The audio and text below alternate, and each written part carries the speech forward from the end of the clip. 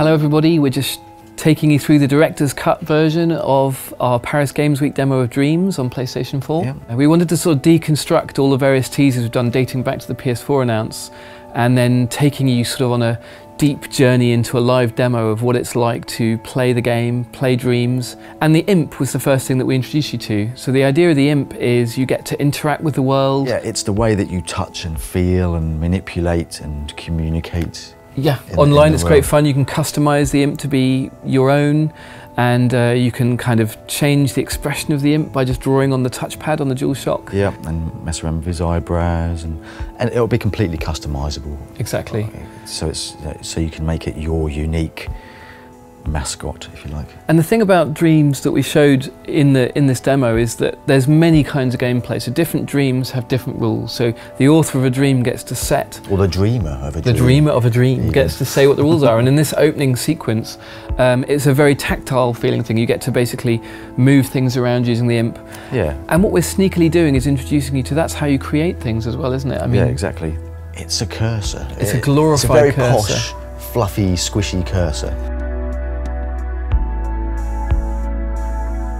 In this level, the rules are wide open, and there's this little character here called Frances. We can possess her, and Mark can then directly control her, both using the left stick to make her walk around, but also just by moving and emoting and... Exactly, so you can be much more kind of expressive, and you know, you can kind of sneak and sort of peek around corners, and you can really kind of perform. And then of course the other side of this level is that it's not very large to begin with, and so what the dreamer of this dream has done is that they've created collectible items, in particular a woodshed and a tree, that allow you to extend the level.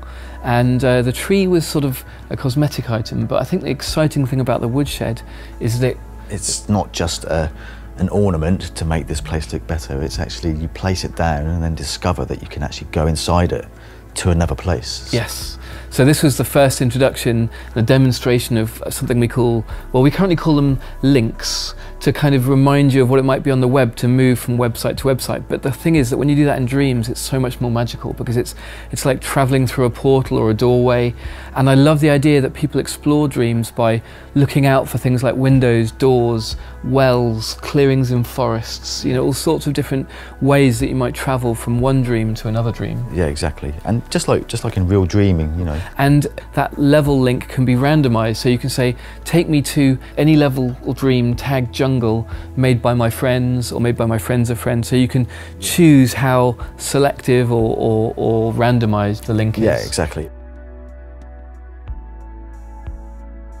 This level is a much more traditional kind of puzzle platformer type of level, and what Mark had to do as he possessed this character Frances and ran around as this little Frances character was, he was trying to find a way to get up to the cool flying books, and the only way he could do it was through a secret door with a sort of combination lock. So that's a very sort of simple example of using the imp and the sort of tactile interactions in the world that are, you know, very intuitive and physical. All of the sort of logic and construction of the rules of how the door opens, it's really easy to do. So it can go from just as simple as searching for door with secret lock. Yeah, you can find one that someone's already made for you, basically. Exactly. The wonderful thing about Dreams is you can collage the work of others. So if you don't feel up to building some fancy logic, you can do it by just using someone else's stuff.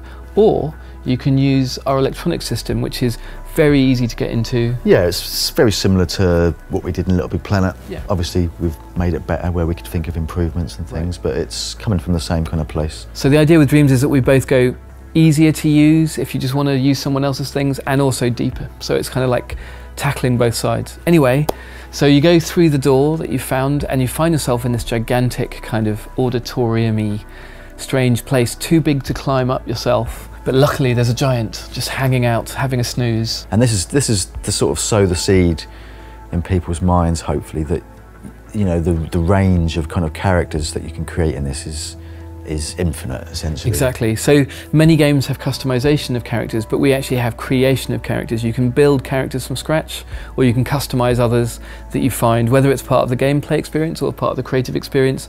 We're sort of mashing those two together, so we don't really draw a hard line between when you're playing or when you're creating. You're just having fun. Yeah. And character creation and customization is one of the most fun things to do, because you just mess around with it, you change the proportions, long legs, short legs. Yeah, exactly. I mean, I think Kareem, our art director, would agree with me that 90% of characters design is just the proportions, really. Right, yeah. So very quickly, just by stretching a biped around, you've kind of got most of your character, and then you can immediately play that character. When you're creating a character, you've got this really nice tight loop of like sculpting a bit on it, then seeing what it walks like, adjusting it. It's really good fun. And actually that leads us into the sort of climax of our Paris demo, was going into that depth of playing and creating even more so when you go online, because when people join you in your level, you don't all have to be doing a platform mechanic. In this case, Cake World, the rules are that people who join after the first player get to, you know, assemble fruit bowls. And yeah, I mean, this is a dream where somebody's kind of pretty much opened up all of the rules, if you like. It's like a sandbox level. Yeah, it's like a sandbox. They're literally, these people are constructing a level whilst there's someone in there actually testing it. One of the things I think we didn't celebrate enough about Little Big Planet was a lot of people just played around and messed around in this create mode as if it were a sandbox, and it wasn't about publishing a particular dream or a particular level in Little Big Planet. And it's the same, even more so in dreams, of like, if you just want to muck around with your friends and, you know, they can build a cake highway, or in this case a breadboard of doom and carve faces into it, that's fun in itself. That's part of the joy of dreams. It is taking the best of both worlds there, really. Yeah. You could use all of these tools to create very traditional games as well. You know, you could use this to create a racing game or a shooter game or some new kind of genre that doesn't exist yet, if you like. And that's the thing about dreams. When people say, what is it like to play dreams? The real answer is, it's going to be this journey, the exploration of the Dreamiverse, but the individual dreams can have their own rules, and we won't know what rules you choose until we get this out there and you guys and girls get a go. And I think that leads into our beta trial next year. It'll be very exciting to see what you do with it, and we'll be responding. It's not like a fire and forget. That's the beginning of dreams for real. We know that we're going to seed the community with some brilliant Media Molecule made assets, levels, games, stories, but really the exciting thing is to find out what the community builds. Yeah, that's going to be the lifeblood of it all, I think. Yep. Totally. Can't wait to see it. PS4 for the players.